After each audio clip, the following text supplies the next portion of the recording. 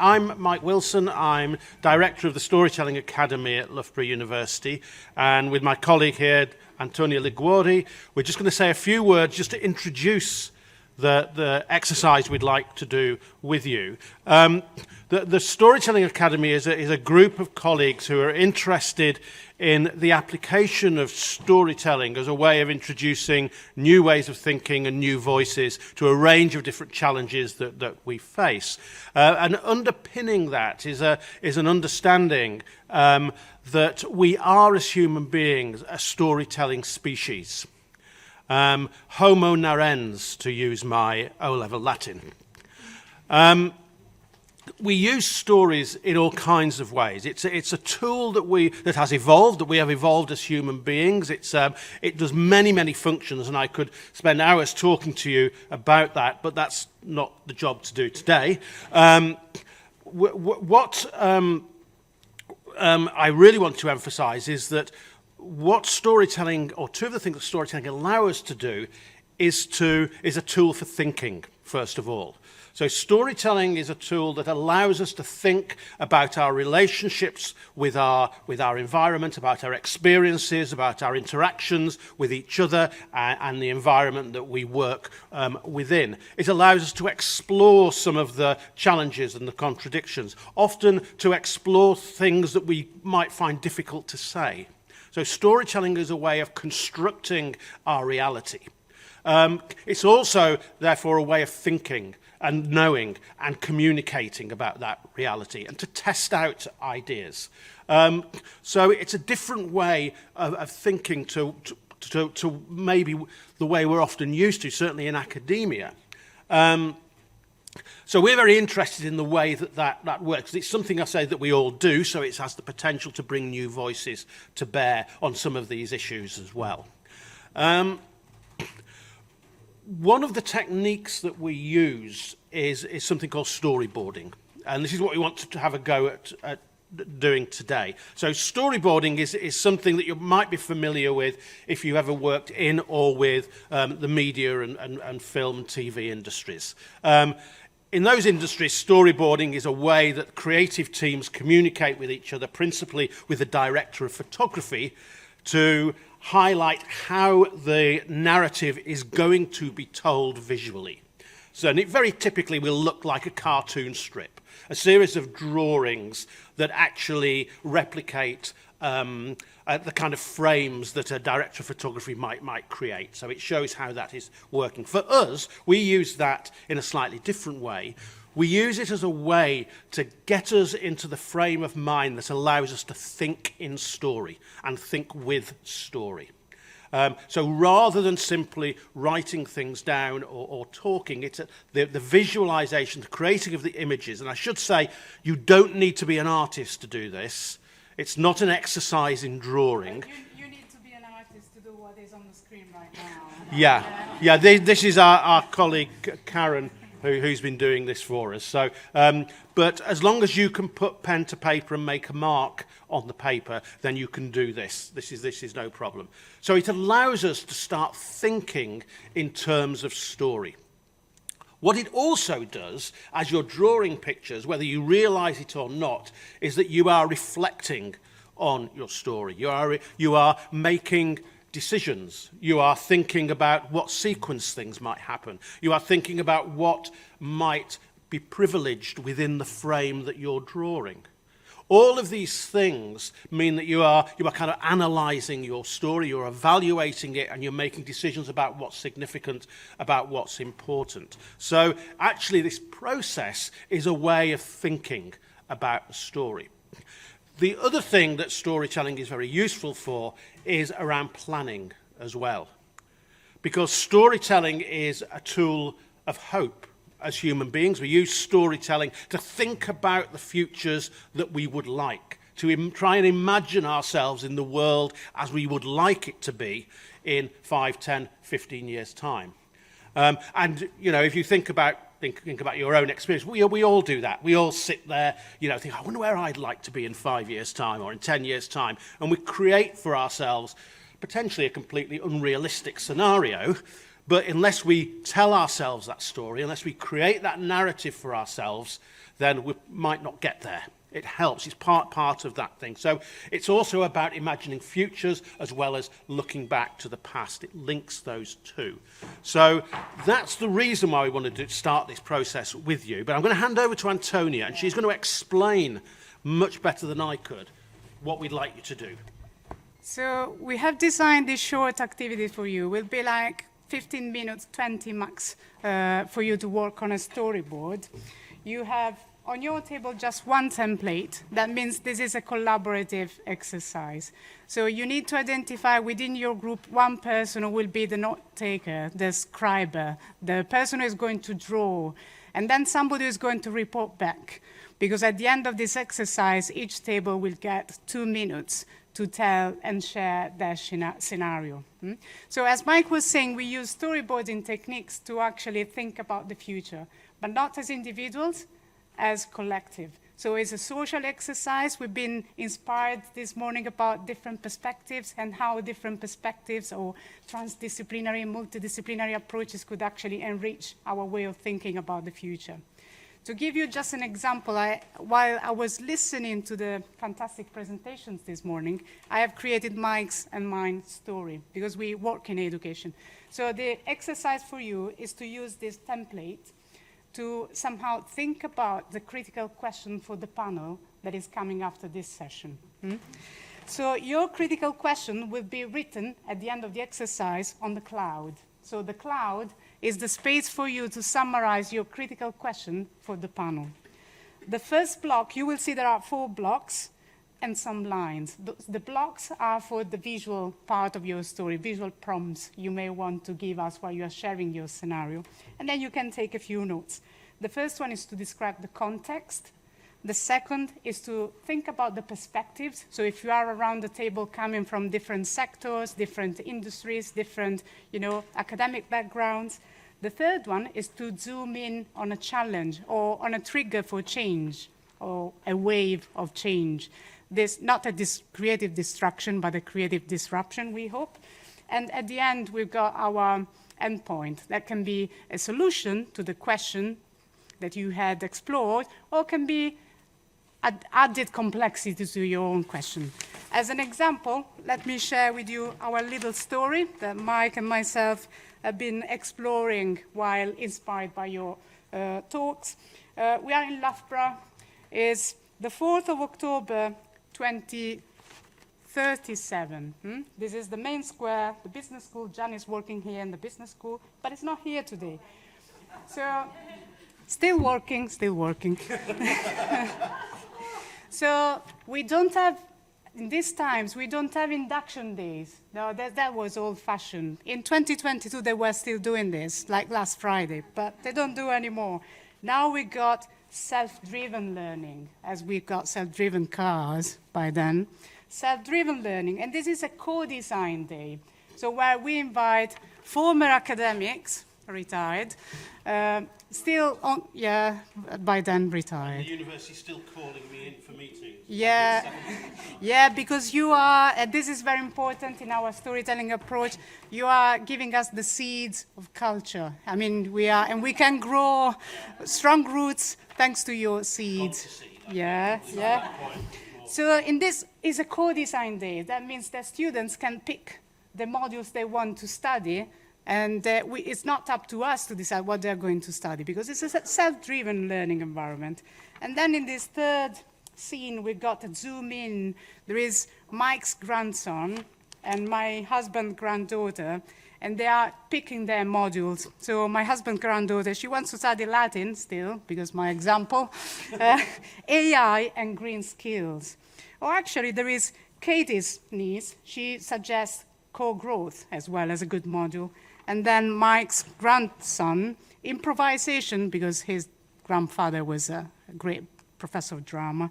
And then business and flexible working. But the challenge for these guys is actually how to respond to an ever-evolving job market, how to design their own course in a way that the skills they gain, they will make them able to create a happy professional future.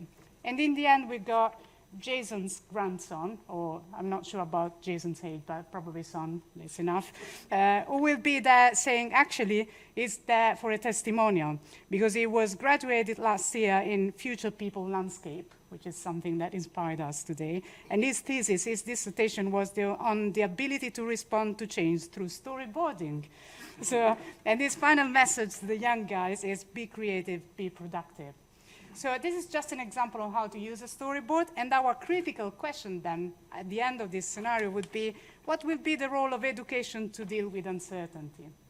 Yeah? So that's just an example of how to use this template. We got 20 minutes, 20 minutes for you to work on your template, and then we will be back, 2 minutes each table to report back. 2 minutes, sudden death, we'll cut you off. It's harsh.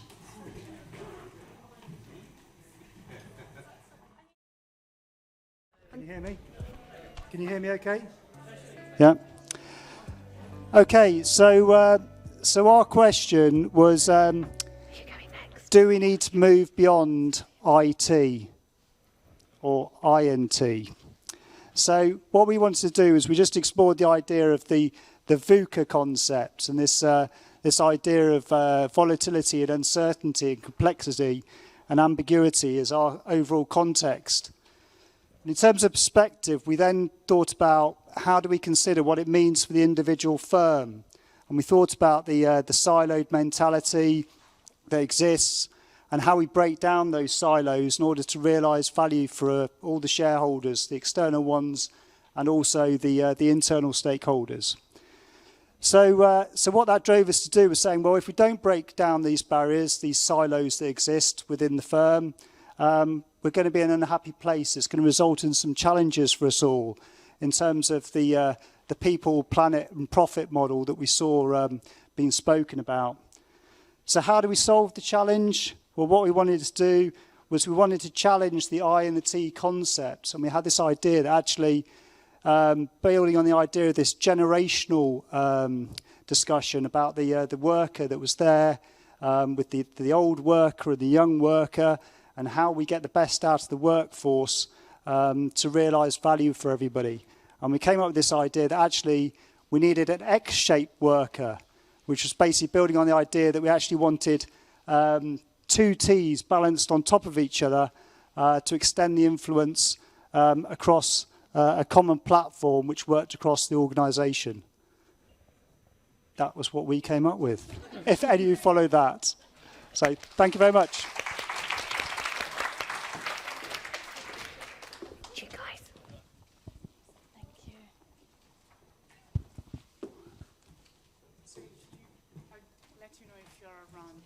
Okay, thank you. Okay, so our question was, or is, what does digital manufacturing look like in 2040 to be widely circular and free from waste? So our context was the climate crisis itself, but we're in 2040. And obviously, whilst we all hope we will have made significant progress by 2040, there are still a number of ecological issues. We spoke about this idea of the sort of black mirror and these uncertainties, and that led us into our challenges.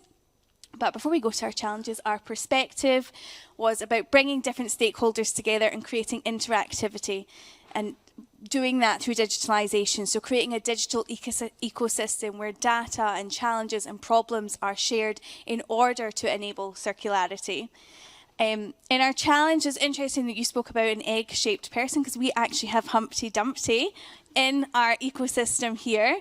This idea that we're all in this open circular economy, data sharing, resources are moving around, but this creates complexities with our traditional understandings of competition, data management, security, intellectual property. So a number of key challenges, and some of them, of course, enabled by technology and exacerbated as we move further into a digital era. And our end point was this kind of environmental dystopian. This is our factory here, where we have enabled circularity at the highest level. We've overcome all our challenges. We don't know how we're going to overcome them, because that's our critical question. And yeah, I think that was, have I forgotten anything we want to add? No? Okay, that's us. Thank you.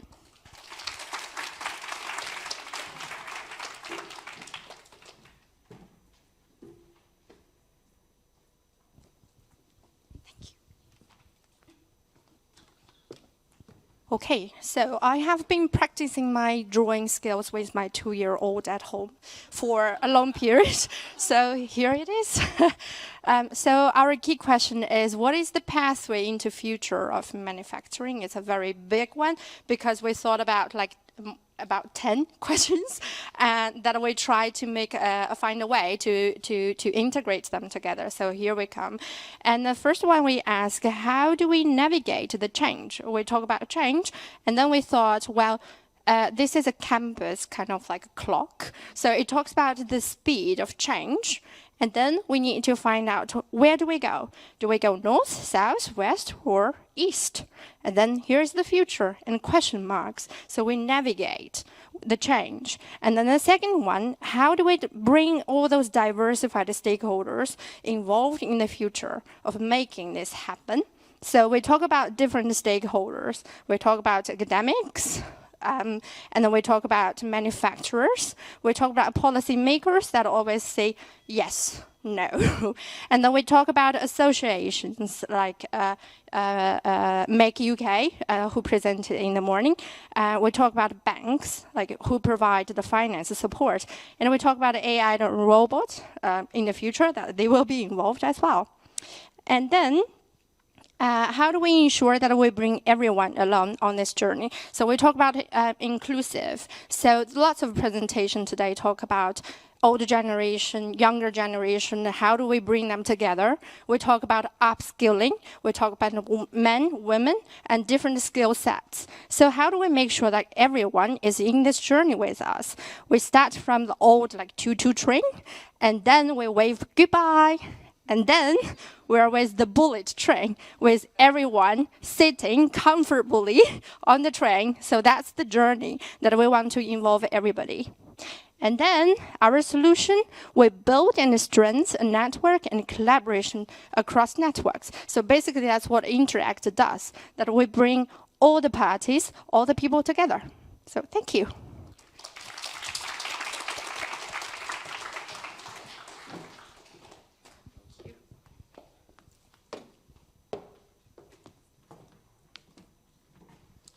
So there's a number of themes in here, but I think one of the main themes is we don't know what the future looks like. And so we started off with a conversation around productivity and redefining what productivity meant. From today we've had economist version, engineers versions, and actually those different perspectives are just giving us a different lens in which to look at things. And so we started to look at what productivity meant and how do we think that may change for the future. And then there was a piece which we liked about that Sean, wherever Sean is at the moment, talked about anti-fragility. And actually it's about resilience being one where you are returning to where you were before, but actually you're moving to somewhere where you don't know where you're going to be. So it's not, you're creating the future. And then again back to measurements around how is measurement going to evolve over time, linked to the things that we value. And that value is like, where's the end point? So we had anything from a 3-day week to sitting on a beach, we're drinking pina coladas all the time. But actually, that will not necessarily mean that that's what we actually want. So our question for the panel is, what is it that we will value in 15 years' time that we don't value today? Because the future of 15 years ago that we heard from Chris earlier on, today we've got things that we didn't even dream of 15 years ago. So what is it that we will value in 15 years' time that we don't currently value today? Thank you.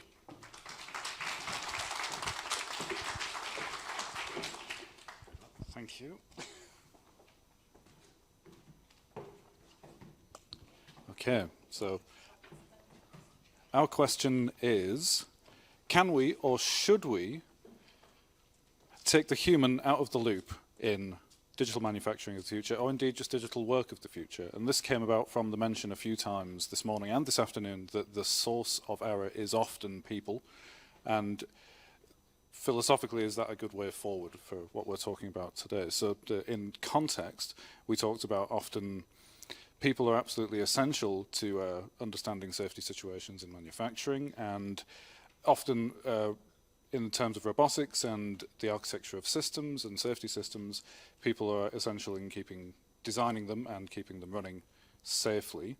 So from other perspectives,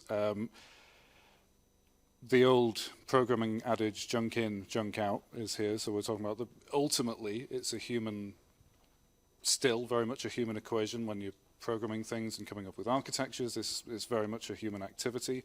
And the question becomes, is the future really fully autonomous, or are the systems for digital manufacturing and for other types of work, do they have to be designed in a human-centered way? I think the answer is yes, obviously. So what's this next one? Challenges. The challenges, again, are what were alluded to in the last talk, things like training. Ultimately, do you move from the T-shaped people we have now to the X-shaped people capable of being very, very flexible in the workplace? And we talked a bit about soft skills as well. So is it going to be the case that soft skills become extremely important in the future of work, possibly more important than technical skills if things are becoming more and more autonomous? So ultimately, we're talking about the solutions being very good education, very good human-centered development of technologies, so that you're making sure the human is always factored in, and the adjustment of mindsets, which again was in the last talk. People don't like change, and that's enough. That'll do. And that's it. So that's us. The question: can or should we remove people from the digital landscape of the manufacturing future?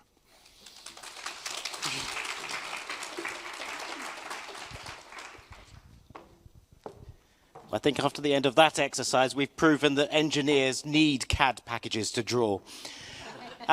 So the question that we have arrived at is how can government and small businesses help to participate in school education to change the mindsets needed for technology adoption and the future world that we're heading towards. The situation that we found ourselves talking about was that we've got the biggest range of tools and solutions that we've ever had as engineers, as manufacturers, as supply chain professionals, and yet we've got a big reticence to adopt those, particularly in the UK market, seemingly. A market where 90% of companies are SMEs, focused on having to make sure they've got enough cash to survive the end of the week, where time is of the essence, where investors always want results. And at the same time, we've got that situation where the world is moving on around us and we need to keep up, hence the picture of a gun pointed to our head. It was pointed out that we've had this same conversation pretty much every 10 years for the last 40 years that we counted around the table. So the question is, how do we change this? Well, how do we actually get off of this carousel that we seem to be on? How do we change the mindset that we've got in our decision makers and future decision makers? Which then came down to we need to trigger change. We need to light the fuse to fire the cannon of change. And the challenge here is how do we do that? How do we get the right training from a very early age? Trying to train people that are much nearer my age than a few people in the room is probably too late. We need to start getting that culture, that mindset in at the school age rather than leaving it to later on. What was the last point? And overcome the scarcity of resources that we already face and is only going to get worse. The end point that we're looking for, hence the question, is that nice picture of serenity where companies are absolutely wonderfully sailing in beautiful warm sunshine, where we're educating the next generation of creators, of innovators, of makers, and of leaders as well. Something I think, judging from the conversations this morning, is something we all feel. That's it. Thank you.